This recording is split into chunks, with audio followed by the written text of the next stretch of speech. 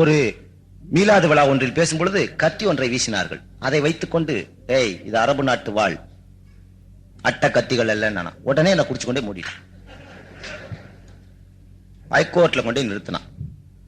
அவன் இந்த வேர்டை நீ சொன்னியா? ஏன்னா அது ப்ரொவகேட்டிவா இருக்கு, விட்டிபிரேட்டிவா இருக்கான், வன்முறையை தூண்டுற விதத்துல இருக்கான். ஏண்டா கோடாரினா அதுக்கு ஒரு ஷேப் இருக்கு, அருவாள்னா அதுக்கு ஒரு ஷேப் இருக்கு, பிச்சுவாள்னா அதுக்கு ஒரு ஷேப் இருக்கு, குத்துவாள்னால அதுக்கு ஒரு ஷேப் இருக்கு, வேலுனா அதுக்கு ஒரு ஷேப் இருக்கு, சூளுனா அதுல ஒரு ஷேப் இருக்கு. அரபு நாட்டு வாளுக்கு என்னடா ஷேப்? ஷேப்பே தெரியாம ஒரு இமேஜினேஷன்ல என்னை கொண்டு போய் வச்சுக்கிறது. முக்காவாசி கற்பனை பயத்திலே என்ன கொண்டு முடிக்கிறாங்க. அப்போ அதான் ஹைகோர்ட்ல இந்த ஜட்ஜ் கேட்டார், பாபா அப்படி சொன்னீங்களான்னு. ஆமாங்க சார் நான் சொன்னேன்.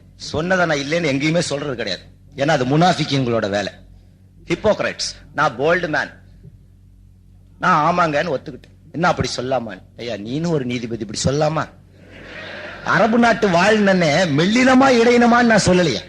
மெல்லினம் இடையினம் ரெண்டு இருக்கு தமிழ் பதம். வாள்னா ஒன்னு டெய்லு, ஒன்னு ஸ்வாடு, ஒன்னு ஸ்வாடு.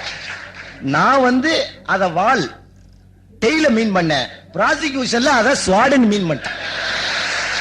மியர் miss understanding சார்ன்ட். சரி சரி நான் அக்யூட் பண்ணி விடுதலை பண்ணி அனுப்பிச்சிட்டான்.